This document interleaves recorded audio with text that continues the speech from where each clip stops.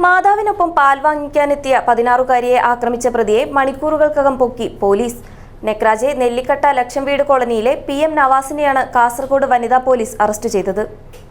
ജനാർദ്ദൻ ഹോസ്പിറ്റലിൽ laparoscopic സർജറിയും multi speciality ആധുനിക ചികിത്സയ്ക്കും ഞങ്ങൾ പ്രാധാന്യം നൽകുന്നു. വിവിധ സ്പെഷ്യാലിറ്റികളിലുടനീളം ഞങ്ങൾ സമഗ്രമായ സേവനങ്ങൾ വാഗ്ദാനം ചെയ്യുന്നു. Janardhan hospital, bank road, Kasaragod.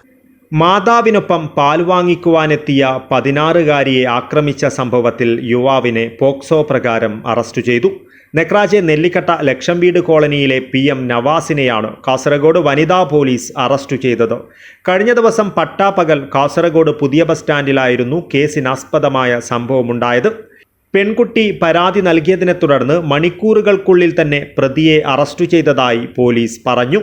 വ്യാഴാഴ്ച രാവിലെ കാസർഗോഡ് സബ് ജയിലിന് സമീപത്ത് പാർക്ക് ചെയ്തിരുന്ന കാറിന്റെ ചില്ല് കല്ലുകൊണ്ട് തകർത്ത ശേഷം അകത്തുണ്ടായിരുന്ന ബാഗും ഫോണും മോഷ്ടിച്ചതും നവാസാണെന്ന് പോലീസ് പറഞ്ഞു.